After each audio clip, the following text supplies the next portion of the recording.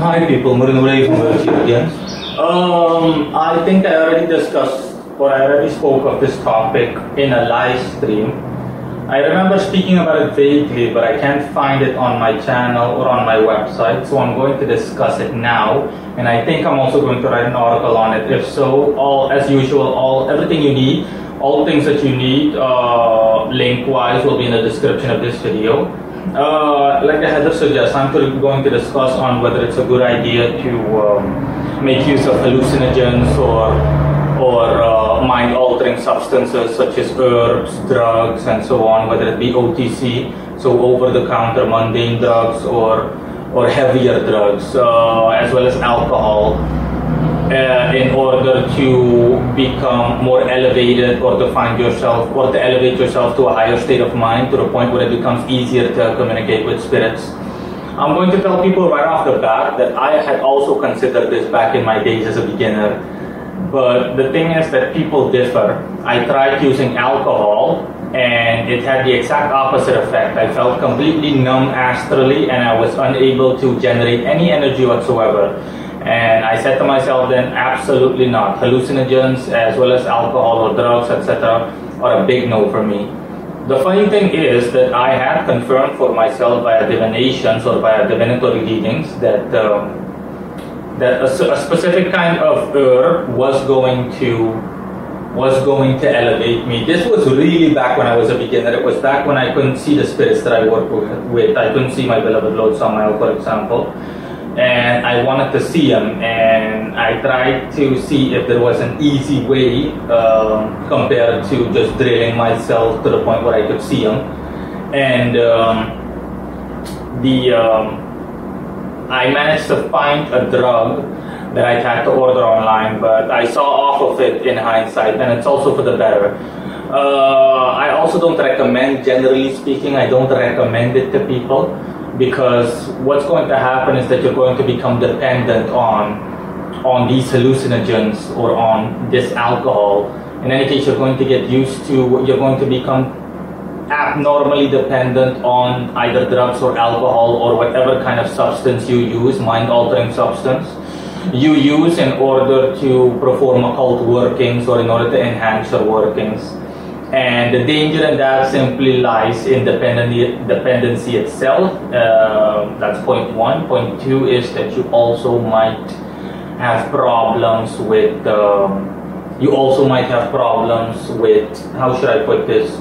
You might have problems with becoming addicted, okay? You're much more prone to becoming addicted, and you definitely don't want that. So generally speaking, I don't recommend it to people. Simply do things the standard, traditional, and conventional way, through hard work and pushing yourself continuously and determination. In this life, nothing comes for free, pretty much, as well as easily.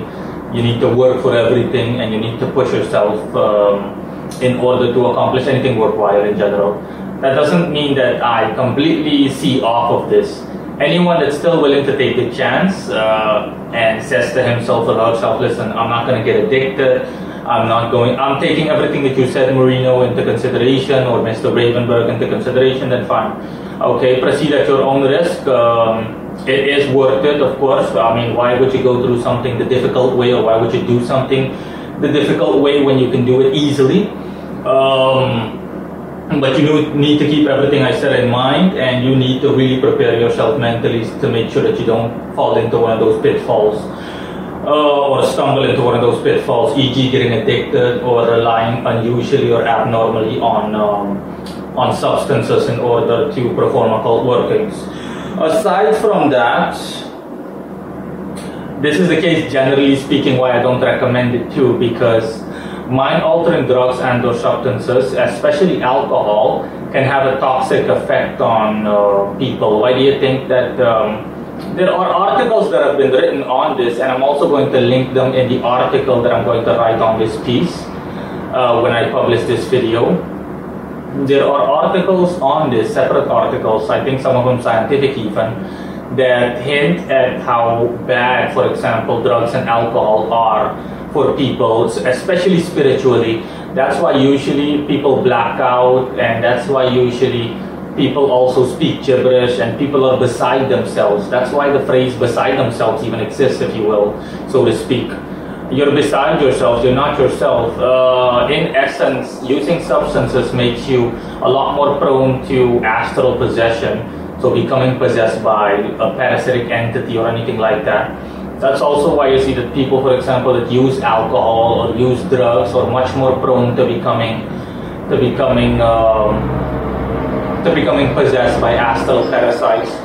For example, you see someone using drugs and or alcohol, and before you know it, that person ends up alongside the street.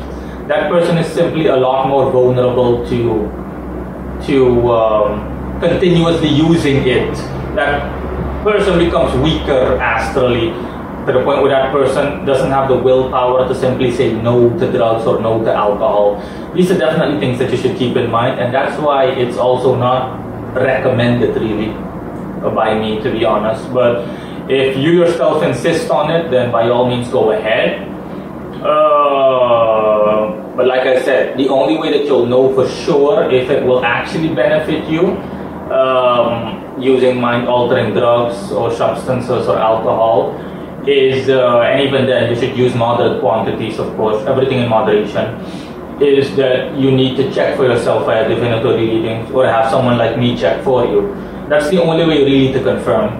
Generally speaking, people that are psychic or have psychic abilities or are spiritually inclined, so people that have esoteric affinities like me, mind-altering drugs and substances are damaging to our kind, if you will, because like for the reasons I just mentioned, okay, it makes us a lot more prone to suffering or sustaining astral damage, so mental damage, spiritual damage, whatever you want to call it, but specifically astral damage, and it simply weakens people like me. It simply weakens you. It has a weakening effect on you, the same way that I described a few minutes back. So yeah, that's the only way to know for sure on whether it's a good idea. In any case, use divinatory readings if need be, okay? Use divinatory readings, that's the only way to be sure, I mean. If you, or have divinatory readings cast for you, if you're serious about this topic as a whole. That's it in any case. Thanks for watching. Bye.